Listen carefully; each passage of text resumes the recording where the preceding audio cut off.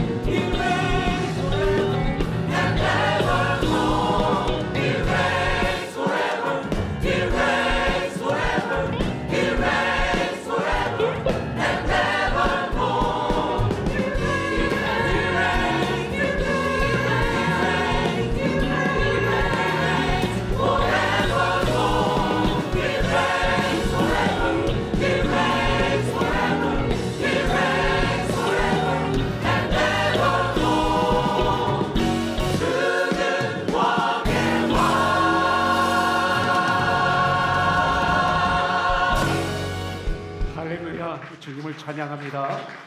말라기서 1장 1절부터 5절입니다. 다 같이 일어나서 우리 한 목소리로 같이 봉독하겠습니다. 봉독하죠. 만군의 여호와가 이르노라. 죄송합니다. 이게 제 4장을 읽었네. 1장입니다. 같이 읽죠. 여호와께서 말라기를 통하여 이스라엘에게 말씀하신 경고라. 여호와께서 이르시되 내가 너희를 사랑하노라 하나 너희는 이르기를 주께서 어떻게 우리를 사랑하셨나이까 하는도다. 나 여호와가 말하노라. 에서는 야곱의 형이 아니냐? 그러나 내가 야곱을 사랑하였고 에서는 미워하였으며 그의 산들을 황폐하게 하였고 그의 산업을 광야의 이리들에게 넘겼느니라.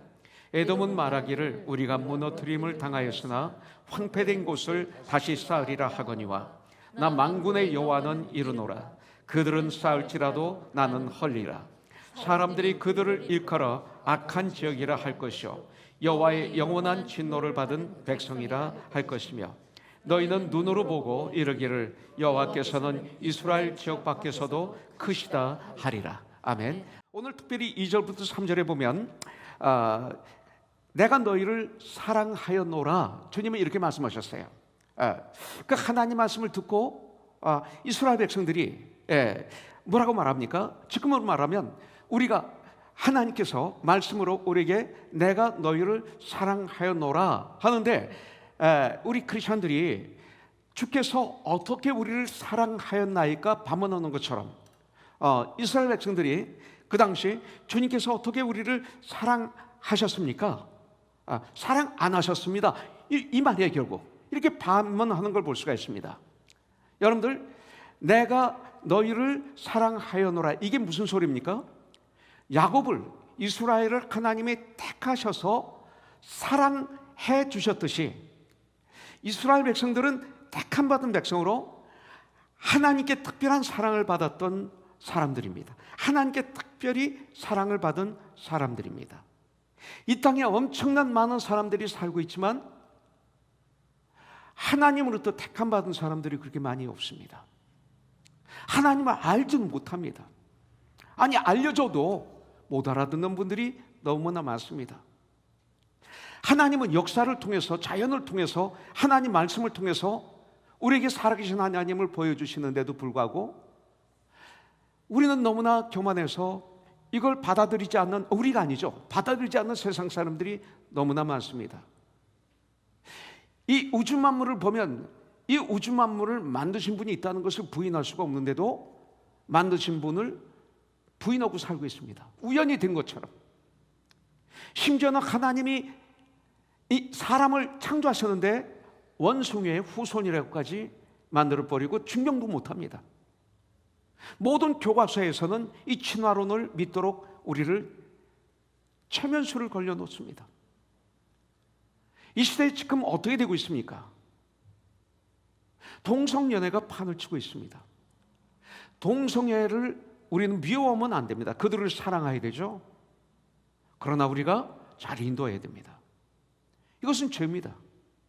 근데 이제는 학교에서 이건 당연한 거로 이걸 부정하면 미개인처럼 취급합니다. 그럼 자연을 보십시오. 개를 보세요. 돼지를 보세요. 사자를 보세요. 호랑이를 보세요. 쥐를 보세요. 모든 걸 보세요. 암놈과 순놈이 결합하여서 자녀를 낳습니다. 세상을 보면 압니다. 그런데 인간이 타락해서 이제는 여기까지 오게 되었습니다.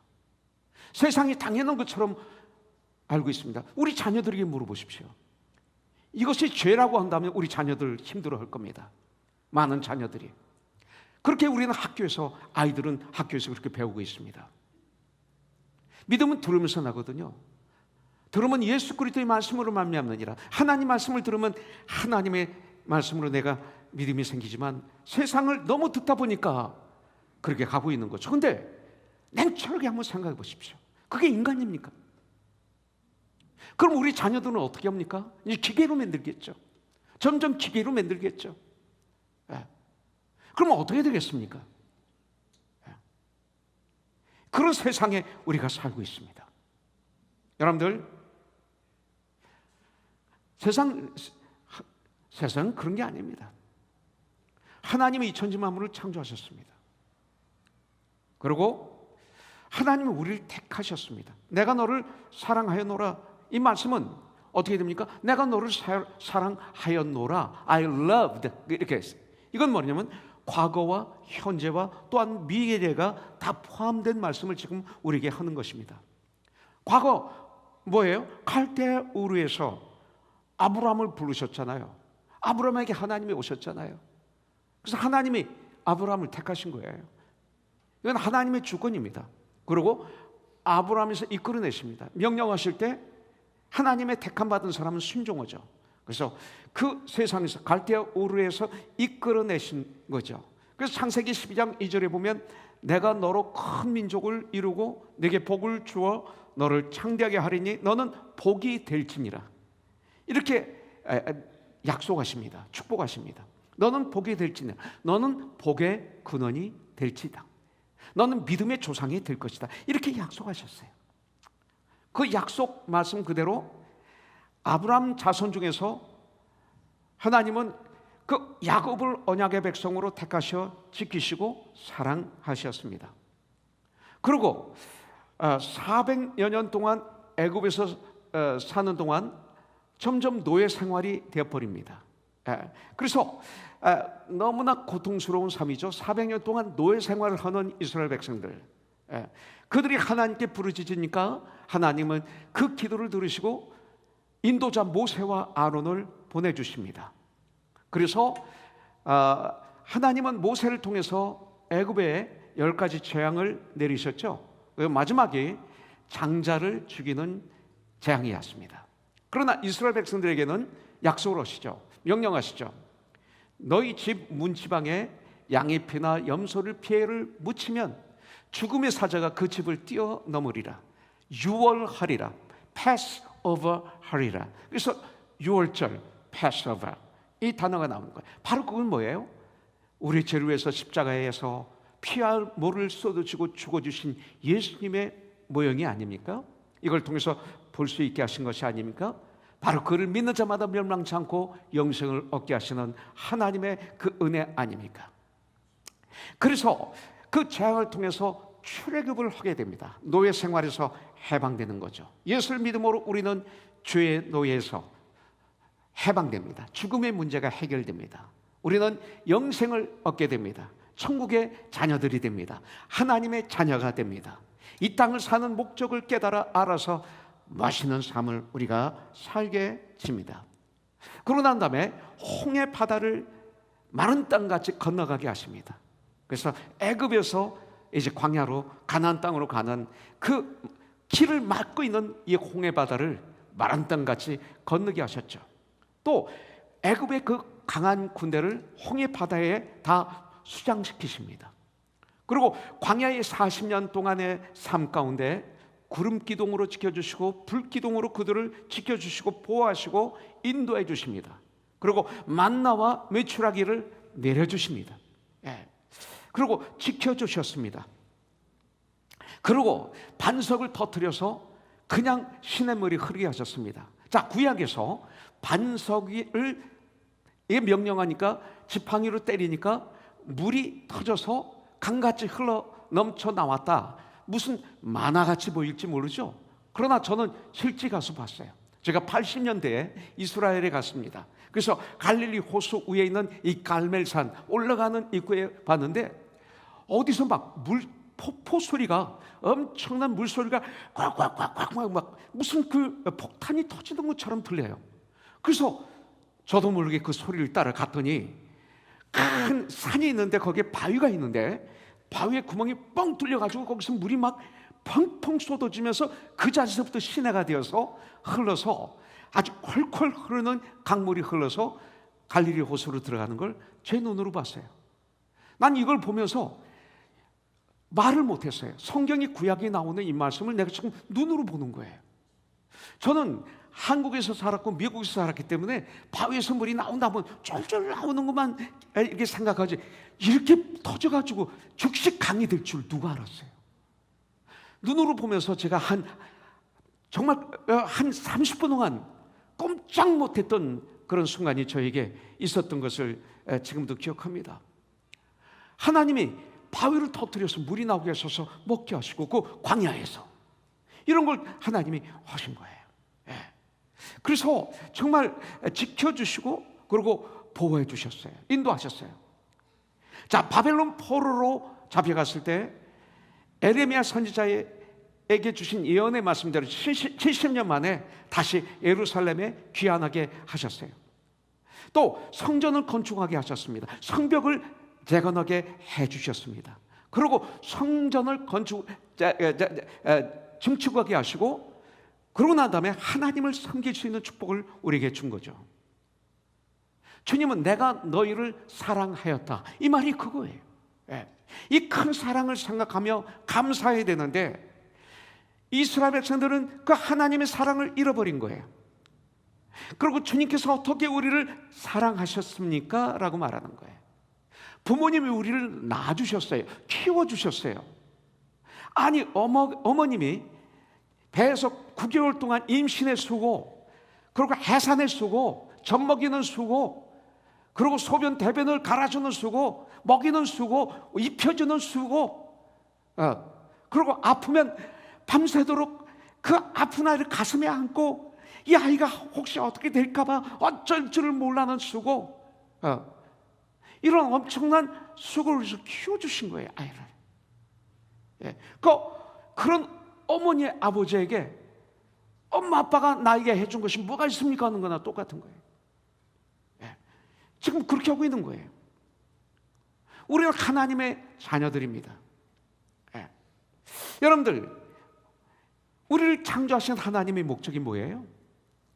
성경을 봐야 됩니다. 바로 이사야서 43장 21절에 나와 있죠. 뭐라고 말씀하셨어요? 이 백성은 내가 나를 위하여 지었나니 나를 찬송하게 하려 함이라, 이렇게 말씀하고 있어요. 하나님을 찬송하게 하기 위해서 지었다고 말씀하셨어요. 이게 무슨 뜻입니까? 우리가 하나님을 찬송할 때, 예배드릴 때 가장 행복한 거예요. 근데 세상 사람들은 하나님을 모르기 때문에, 하나님을 찬송하지 못하기 때문에 힘든 거예요. 그래서 나온 게 노래방이에요. 노래방에 가서 막 그냥 슬플 때도 노래방 가고, 기쁠 때도 노래방 가고, 힘들 때도 노래방 가서 미친 듯이 흔들면서 틀어놓고 막 부르고 먹고 마시고, 그러고 나오면서 시원하다는데 시원해요?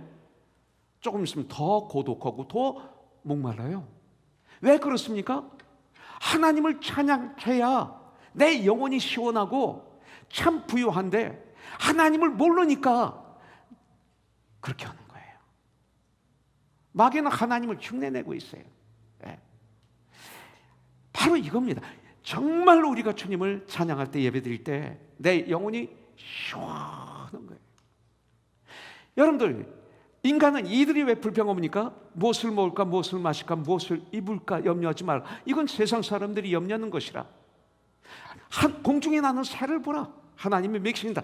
저 들에 있는 꽃을 봐라, 하나님이 키워주신다 그랬어요. 하나님 그러신 분이에요. 근데 이스라엘 백성들은 먹는 문제, 입는 문제, 잘 사는 문제를 가지고 봤기 때문에 이렇게 하나님께 불평하고 있는 것입니다. 여러분들, 로마서 14장에 보면 먹는 문제가 천국이 아니에요. 하나님이 이것을 해결해 주세요. 열심히 사는 하나님의 사람들에게, 게으른 사람에게는 아니죠. 그러면서 여러분들, 로마서 14장 17절에 뭐라고 그래요? 천국은 먹고 마시는 것이 아니라 의와 희락과 화평이라고 우리에게 가르쳐주고 있는 거예요. 여러분들, 에베소서 1장 16절에 보면 이는 그가 사랑하신 자 안에서, 누구예요? 예수 안에서 우리에게 거저주시는 바 그의 은혜의 영광을 찬송하게 하려는 것이라, 이렇게 성경은 우리에게 가르쳐주고 있어요. 우리가 어떤 마음으로, 우리가 어떤 자세로 이 예배를 드리는지 하나님은 아시죠. 왜? 하나님은 우리를 아세요. 내 마음을 아세요. 그렇기 때문에 우리는 먼저 예배드리는 우리는 우리의 죄물이 깨끗한지를 들어봐야 돼요. 우리가 하나님께 드리는 것이, 내가 또 드리는 물질이 정말 깨끗한가, 이걸 봐야 돼요. 성경 보는데 어떻게 돈을 받아요? 거저해야죠. 아니, 내 돈을 들여서 가르쳐야지. 주님은 우리에게 생명까지 주셨는데 이 시대 교회가 왜 조금만 뭐가 하면 돈을 받을, 헌금하면 되는데, 11조 가지고 모든 걸 할 수 있는데 왜 그렇게 애드에서 플러스에서 그렇게 돈을 받는 거예요?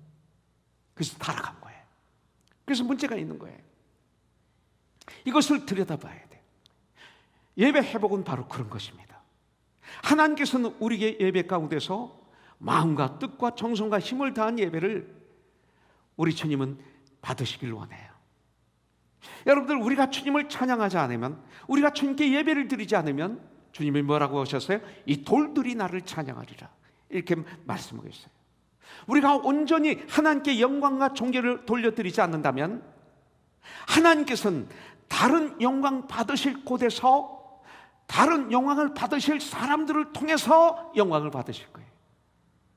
여러분들, 하나님께서 원하시는 것은 온 마음과 뜻과 정성을 다해서 신령과 진정으로 드려지는 예배를 하나님께서는 원하시는 거예요. 그런 후에 예배가 끝난 것이 아니라, 예배가 끝나고 우리가 나갑니다. 그러면 예배가 끝난 것이 아니라 나가서 한 주일 동안 세상 속에서, 생활 속에서 주님을 닮아가는 예배, 주님을 닮아가는 전쟁을 하는 이런 제사를 우리가 삶의 현장에서 드려야 돼. 이것이 크리스천이에요. 그렇다면 우리는 어떤지 오늘 이 시간 나를 들여다봐야 됩니다. 여러분들, 조그만 괴로움이나 이 고통도 이겨내지 못한다면 이건 안 되잖아요. 여러분들, 몇 푼의 돈 때문에 불평하고 원망하면서 주께서 언제 우리를 사랑하셨느냐고 소리치는 어리석은 자가 되면 안 되지 않습니까? 신령과 진정으로 하나님께 예배를 드려서 하나님의 임재를 우리가 매 순간 체험하며 하나님께 영광과 존귀를 온전히 올려드릴 수 있는 귀한 우리 코너스톤, 귀한 우리들이 되길 주님의 이름으로 축복합니다. 자, 두 번째 우리가 보도록 하겠습니다. 자, 주님의 이름을 멸시하는 사람들이 나옵니다. 그분이 누구예요? 제사장들입니다. 지금으로 말하면 저 같은 사람들입니다. 6절에 보니까 제사장들에게 말씀하십니다. 내 이름을 멸시하는 제사장들아, 만군의 여호와가 너에게 이르기를 아들은 그 아버지를, 종은 그 주인을 공경하나니 내가 아버지일진데 나를 공경함이 어디 있느냐? 내가 주인일진데 나를 두려워함이 어디 있느냐? 하나 너희는 이르기를 우리가 어떻게 주의 이름을 멸시하였나이까 하나이다, 하도다. 아니, 우리가 어떻게 주님의 이름을 멸시했습니까? 우리는 주님의 이름을 멸시한 적이 없습니다. 이렇게 얘기하는 거예요. 자, 두 번째 문제는 뭐냐면 이 제사장들입니다. 우리가 어떻게 주의 이름을 멸시하였나이까? 라고 말하는 이 제사장들. 항변하고 있습니다. 어리석은 질문입니다. 자, 이 제사장들은 하나님 중심의 제사장들이 아니라 자기 중심의 제사를 지금 드리고 있습니다. 이 시대에 많은 교회들이 있습니다. 그리고 예수 믿는, 교회 나가는 엄청나게 많은 사람들이 있습니다. 그런데 성경은 주님께서 말씀하시기를 말세에 내가 믿는 자를 보겠느냐 말씀하셨어요. 정말로 믿는 자를 보겠느냐? 교회 나가는 사람들은 많은데 정말로 나를 믿는 자를 보겠느냐? 이렇게 말씀하셨어요. 자, 이들은 우리가 어떻게 주의 이름을 멸시하였나이까 그래요. 이들은 주님의 중심이 아니라 자기 중심으로 예배를 드리고 있어요. 이 시대에 우리가 올려드리는 예배는 어떻습니까? 과연 하나님이 기뻐하시는 예배를 드립니까? 그렇지 않으면 내가 좋아하는, 나를 만족하는, 나에게 맞는 예배를 보고 있습니까? 로마서 12장 1절에 보면 그러므로 형제들아 내가 하나님의 모든 자비하심으로 너희를 권하노니 너희 몸을 하나님이 기뻐하신 거룩한 산 제물로 드리라. 이는 너희가 드릴 영적 예배니라. 성경은 이렇게 말씀하고 있습니다. 이런 예배를 우리가 드려야 돼요. 전도서를 보십시오. 솔로몬 왕, 최고의 지혜로운 사람이라고 표현을 하죠. 모든 걸 다 해본 사람, 어떻게 보면. 그러나 나중에 나이가 들어서 회개하고 주님 앞에 돌아와서 왕이라고 하지 않고 나 전도자가 말한다 얘기합니다. 나 다 해봤다. 근데 헛되고 헛되고 헛되고 헛되다. 이렇게 말한 다음에 전도서 마지막에 12장 13절에 보면 이래 결국을 다 들었으니 하나님을 경외하고 그의 명령을 지킬지어다. 이것이 모든 사람의 본분이니라 라고 전도서는 마무리하고 있습니다.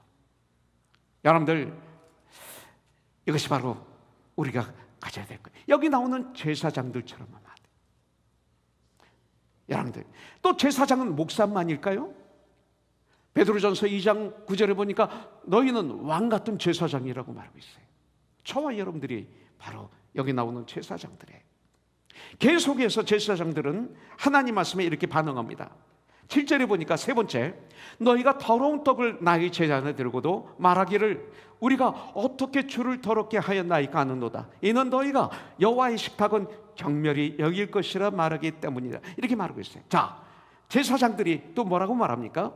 우리가 어떻게 주를 더럽게 하였나이까 그래요. 하나님이 말씀하시면 네, 그랬군요 하고 회개하면 되는데, 하나님께서 너희가 더러운 떡을 나의 제단에 드리고도 말하기를 이렇게 말씀하죠. 네. 하나님의 제사에 올려드리는 제물로 8절에 보니까 하나님께 드리는 제물 중 제사장들은 어떤 제물을 드렸습니까? 짐승 중에서 눈먼 걸 드렸어요. 그 다음에 다리 저는 것을 드렸어요. 병든 것을 골라서 하나님께 드렸어요. 이 얘기는 뭐예요? 좋은 것들은 다 자기들이 갖고 쓸모없는 걸 하나님께 드렸다는 거죠. 그런 예배, 시간이 나면 예배를 드리고 그렇지 않으면 안 드리고, 나에게 더 좋은 일이 생기면 안 드리고 안 가고 이런 거죠. 그렇기 때문에 하나님은 그들을 향해서 너희는 악한 제사장들이다, 악한 목사들이다 이렇게 말하고 계세요. 그러면서 그것을 너희 총독에게 드려봐라. 그가 너를 기뻐하며 받아주겠는가? 총독에게 왜 드려요? 내가 뭐 받아야 될 것이 있기 때문에 드리는 뇌물입니다. 근데 그런 뇌물을 눈먼 것, 다리 저는 것, 병든 것 드려봐라, 찌꺼기 드려봐라. 그가 기뻐하겠는가? 오히려 화나지 않겠느냐?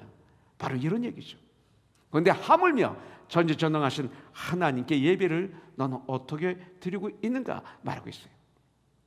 13절에서 말하기를 만군의 여호와가 이르노라 너희가 또 말하기를 이 일이 얼마나 번거로운고 그래요. 이 일이 얼마나 번거로운고. 주님을 예배드리는 것이 번거롭다는 거예요. 주일날 부엌에서 성도를 위해서 밥을 만드는 게 번거롭다는 거예요. 이 일이 얼마나 번거로운고 하며 코웃음치고 하나님께 어떤 걸 드려요? 훔친 물건과 다리 저는 것과 병든 것을 가져왔느니라. 너희가 이같이 봉헌물을 가져오니 내가 그것을 너희 손에서 받겠느냐? 이는 여호와의 말씀이니라. 이렇게 말씀하고 있어요. 하나님은 영광을 받으시려 그들의 헌신과 봉사와 충성심을 요구하신 것이죠. 하나님이 영광을 받으시고 했어요. 그런데 하나님이 영광을 받으시면 그 영광이 내 영광이 되죠.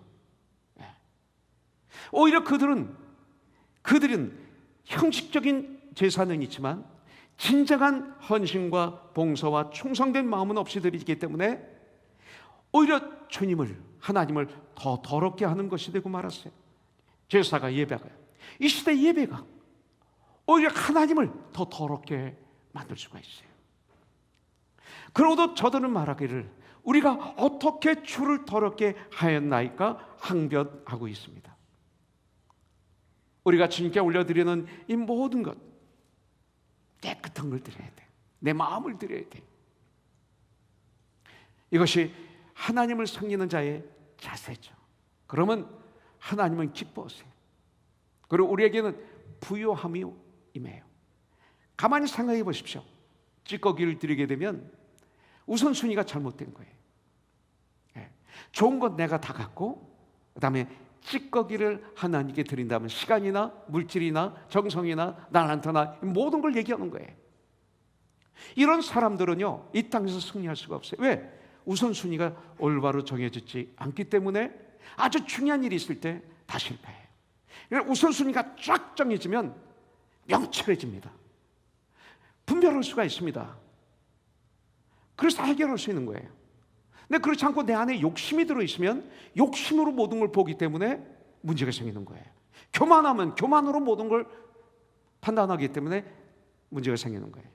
그런데 하나님이 먼저면, 먼저 그 나라와 그 의를 구하는 삶으로 모든 게 내가 구성이 되어 있다면 쫙 정리가 되어서 삶 속에서 분별이 있고 담대하고 어떤 일이 있어도 흔들리지 않고 심지어 죽음이 내 앞에 있다 하더라도 담대할 수 있는, 죽음을 승리로 마무리하는 이런 사람이 될 수가 있어요. 이런 사람들은 주의 유익을 줘요. 이것이 바로 빛입니다. 세상의 빛이죠. 이런 삶을 우리가 살아야 되는 거예요, 여러분들. 자, 이들의 모습을 한번 보기를 원합니다. 마태복음에 보면, 마가복음, 누가복음, 요한복음에 보면 주님의 마지막 고난을 받으신 그 고난 주간에 이루어지는 일 중에 하나가 성전 청결입니다. 아니, 성전에서 이루어지고 있는 일, 주님 일이었죠, 겉으로 볼 때는. 근데 주님은 성전에 들어가셔서 그 양과 염소를 팔고 동전을 바꿔주고 비둘기를 팔고 하는 모습을 보셨습니다. 그 모습이 잘못됐나요? 먼 데서 온 사람들이 하나님께 제사 드리기 위해서 염소를 사고 양을 사고 또 동전을, 아무 동전이나 하나님께 드릴 수 없기 때문에 드릴 수 있는 동전을 바꾸고 비둘기를 사고, 가난한 사람들은 비둘기를 사고, 이게 도와주는 거죠. 그런데 성전에서 그걸 하고 있어요. 그리고 그 나온 이익금은 제사장들이 다 가져요. 그 성전을 섬기는 제사장들, 서기관들의 배를 불려주는 돈이 되고 말았어요. 주님은 그것을 보고 내 아버지 집은 만민이 기도하는 집인데 너희들은 장사처의 소굴로 만들었다 하면서 염소를 쫓아내고 양을 쫓아내고 비둘기는 가져가라고 하시고 동전을 집어던지시고 대단히 분노하셨습니다. 예수님이 분노하시는 장면이 몇 가운데 있는데 여기서 분노하십니다. 바로 지금 여기 나오는 모습이 그런 모습입니다. 그들은 주님이 일을 한다고 했죠. 그런 핑계로 그들은 자기들의 배를 불리는 이런 사람들이었습니다. 주님은 우리의 죄를 다 짊어지시고 십자가에서 죽으셨는데, 그렇다면 그들은 왜 이렇게 어리석은 질문을 하나님께 했을까요? 첫째는 나의 생각으로 하나님을 판단했기 때문에 그래요. 저 여러분들이 깨있지 않으면 내 생각으로 하나님을 판단해. 많은 문제들이 일어났을 때 죽지 내 생각으로 그냥 말해버려. 그거는 이래서 저래, 저래서 저래. 그거 아무것도 아니에요, 괜찮아요. 원래 그 사람 선한 사람이에요. 아무 생각 없이 자기 생각이죠. 성경이 아니죠. 툭툭 뱉는 말이. 저부터 그런 실수를 할 때가 많아요. 그냥 내 생각이 입을 통해서 나오는 거예요. 그래서 가십이 되는 거죠. 아픔을 주는 거죠. 편당을 일으키는 거죠. 어두워지는 거죠. 이래서 그런 거예요. 두 번째는 하나님의 사랑을 다른 사랑과 비교를 합니다. 비교해서 그런 거예요. 우리는 아무 생각 없으면 자꾸 비교를 해요. 믿음의 주여, 우리를 언젠가에서는 예수를 바라보기보다는 어떤 문제가 있으면 사람을 봐요.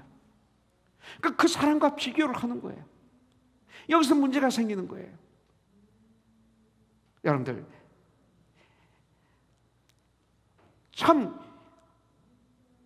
마태복음 20장에 보면 주님의 비유의 말씀이 나오죠. 아침 일찍이 한 데나리온씩 일꾼들에게 주기로 약속하고 포도원에 일을 하기 위해서 들여보냅니다. 하루 일을 하고 한 데나리온, 엄청난 돈을 주기로 약속을 합니다. 그리고 아침 앞새 장터에 가보니까 일이 없어서 눈이 빠지게 나를 데려가서 일을 시킬 사람이 없을까 기다리는, 목마른 사슴처럼 기다리는 농부가 거기 있어요. 또 데리고 옵니다. 12시에 가서 데려오고, 오후 3시에 데려오고, 5시에 가서 마지막으로 데리고 옵니다. 이제 일을 다 마치고 마지막 품삯을 주는 시간에 제일 마지막에 온 일꾼부터 한 데나리온씩을 주기 시작했습니다. 오후 5시에 온 사람은 1시간 일했는지 2시간 일했는지 모르겠어요. 근데 그분에게 한 데나리온을 주는 거죠. 근데 그 한 데나리온을 모든 사람에게 다 나눠줬어요. 아침 9시에 온 사람까지. 근데 일찍 온 그들이 한 데나리온을 받고 주인을 원망합니다. 왜? 눈으로 보니까 불과 한두 시간 일하고도 한 데나리온을 받았을 때 그 사람을 보면서 비교하면서 생각했겠죠. 아, 나에게는 2달란트, 아니 3데나리온 줄지 몰라, 줄 거야 라고 기대했을 거예요. 이 사람들은 주인에게 감사해야 됐죠. 왜? 일거리가 없어서 눈 빠지게 목마르도록 기다렸는데 일을 시켰기 때문에 고마워해줘. 누구도 받아주지 않던 그들에게 일할 수 있는 은혜를 베풀었으니까 감사해줘. 그리고 주인이 약속한 대로 한 데나리온은 품삯을 받았기 때문에 감사해줘. 다른 사람들도 다 일한 것보다 더 받았지만 오히려 불평하고 원망하고 그랬어요. 왜? 비교했기 때문에. 비교는 그런 거예요. 비교하는 삶을 살게 되면 주님 없이 나보다 더 나은 사람과 비교하면 어떻게 되는 줄 아시죠? 열등감에 빠집니다. 좌절합니다. 그래서 거기서 나오는 열매는 시기, 질투, 그리고 포기, 어떤 사람 자살까지 갑니다. 여러분들, 시기, 불평의 노예가 됩니다. 나보다 좀 못한 사람과 비교하면 어떻게 돼요? 교만해집니다. 비교가 문제입니다. 여러분들, 이 비교가 하나님의 사랑을, 하나님께 드리는 감사를 잃어버리게 하는 무서운 마귀의 도구인 것을 볼 수가 있습니다. 또 하나는 뭐예요? 하나님의 시간을 기다리지 못해서 그렇습니다. 하나님의 시간을 기다리는 훈련을 해야 돼요. 기다림. 내가 원하는 시간에 응답 받아보십시오. 내가 원하는 시간은 거기가 욕심이 들어가 있고 문제가 있어. 내가 원하는 시간이 가끔 맞을 때가 있지만 거기가 그 원하는 시간에 받게 되면 거기가 불행하지. 열매가 나빠요.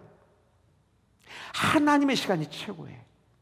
여러분들, 내가 벼를 심고 난 다음에 내가 원한다고 한 달 후에 그걸 벼서 먹을 수 있어요? 아니에요. 가을 추수 때까지 기다려야 돼요. 이게 하나님의 시간이에요. 황금빛이 일어날도록 그 벼가 익어서 고개를 푹 숙이고 있을 때까지 기다려야 돼요. 근데 기다리지 못하고 내가 원하는 시간에 자르면 먹지 못합니다. 근데 우리는 그 시간까지 기다리지를 못해요. 때론 하나님의 사랑을 의심할 만한 상황을 만날 때가 있습니다. 내가 나름대로 기다린다고 기다렸는데도 달라지는 것이 없어요.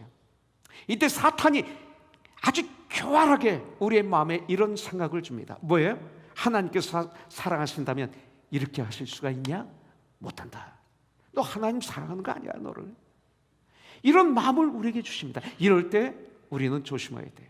마태복음 5장에 있는 말씀대로 구하고 찾고 두드렸으면 하나님의 시간을 기다리는 훈련을 해야 됩니다.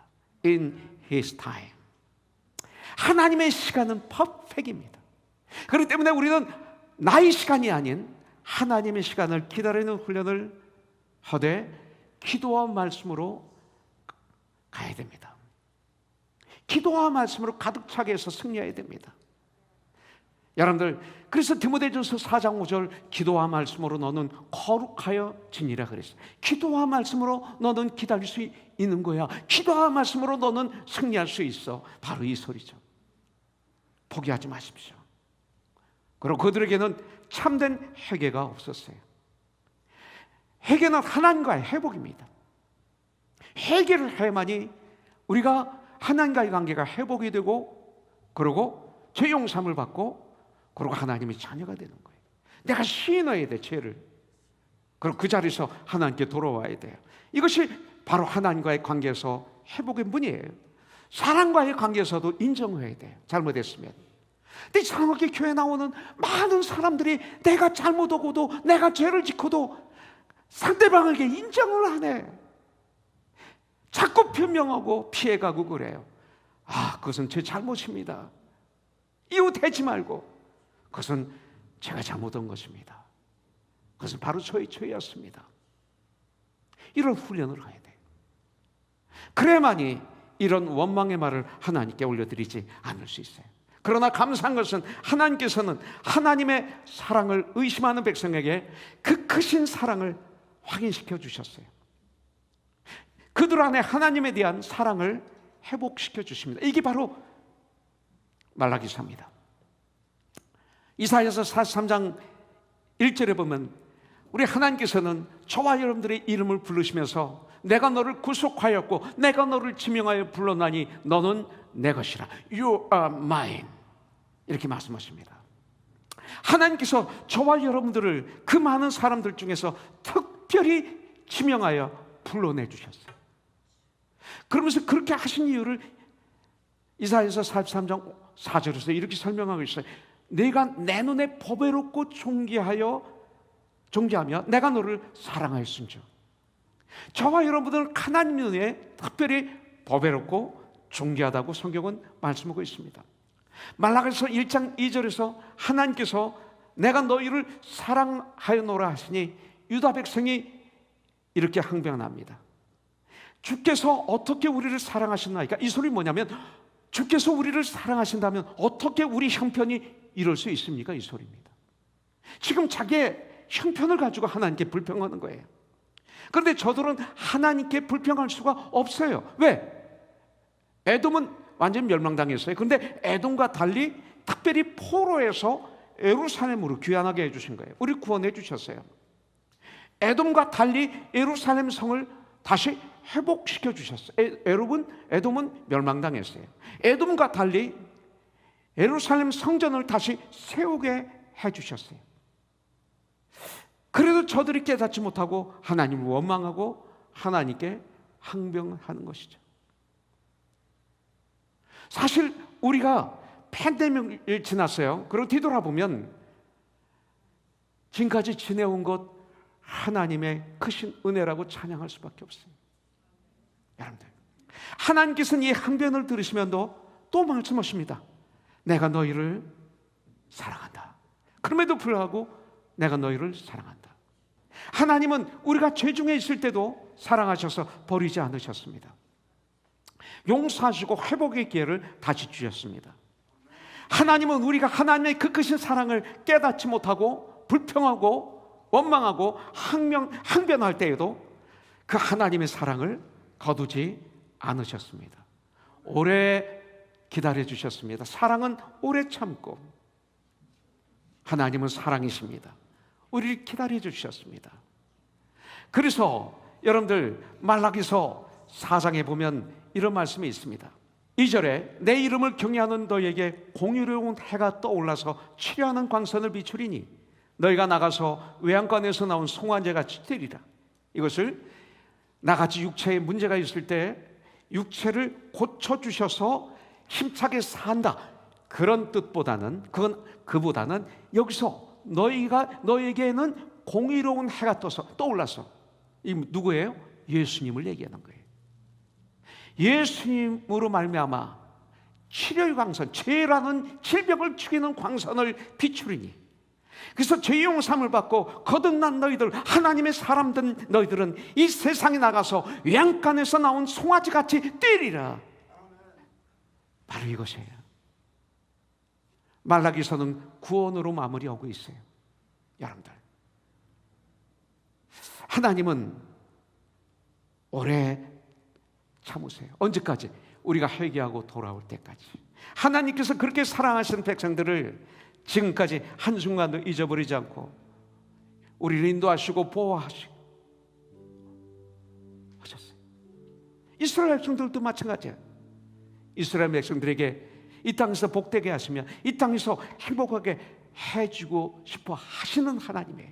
근데 왜 안 해주시냐? 하나님은 우리에게 그런 축복을 주시길 원하세요. 근데 하나님께서 그런 축복을 주시면 더욱 멸망의 길로 가기 때문에 그 사람이 지금 그 축복의 길을 잠시 막고 기다리고 계시는 거예요. 그들이 돌이켜 참된 회개하기를 원하시고 계시기 때문에 기다리시는 것입니다. 창세기 25장 29절부터 34절에 보면 에서와 야곱이 나오죠. 에서가 팥죽 한 그릇에 장자권을 팔아버린 스토리가 나옵니다. 너무나 귀한 이 장자권, 특별히 이스라엘 백성들에게는 엄청나게 중요한 이 장자권, 돈으로 따질 수 없는 이 장자권을, 이 영적인 재산을, 이 축복을 배가 고프다고 이 팥죽 한 그릇에 팔아버린 에서처럼 여러분들, 장자의 명분을, 이건 뭐예요? 크리스찬의 명분을 이렇게 볼 수 있어요. 가볍게 여겼던 에서 같은 사람이 되면 안 되죠. 그래서 동생 야곱에게 축복권을 빼앗긴 이 불행한 형 에서 같은 자들이 되면 우리는 안 됩니다. 이것이 말라기서예요. 내가 누려왔던 모든 것들이, 내가 지나왔던 모든 시간이, 내가 걸어왔던 모든 순간이 당연한 건 아니라 은혜였어. 마치 해가 뜨고 저녁에 노을, 봄의 꽃향기와 가을의 열매, 변하는 계절의 모든 순간이 당연한 건 아니라 은혜였어. 모든 것이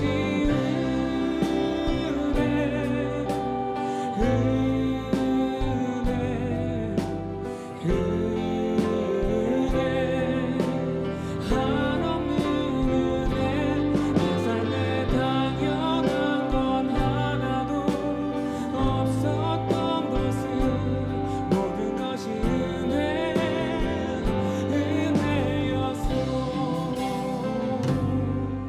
내가 이 땅에 태어나 사는 동,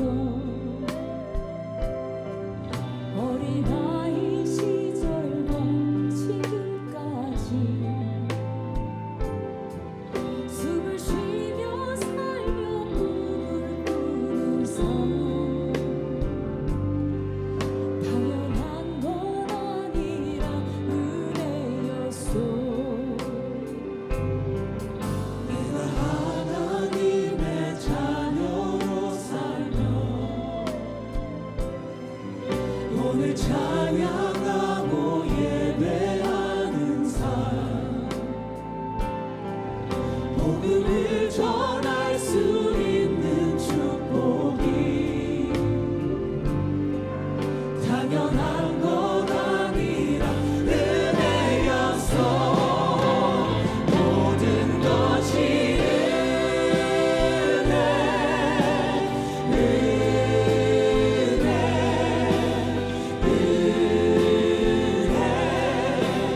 한없는 은혜, 내 삶에 당연한 건 하나도 없었던 것을 모든 것이 은혜였어. 모든 것이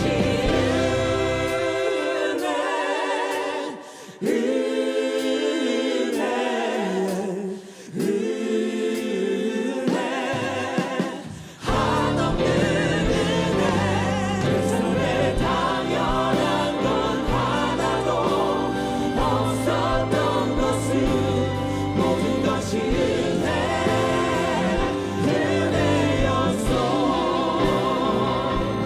모든 것이 은혜였어.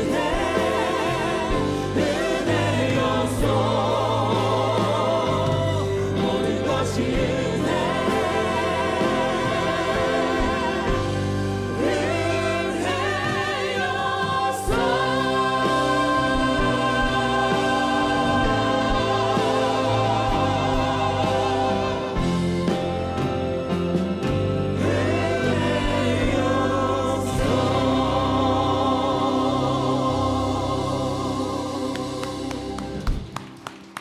할렐루야, 감사합니다.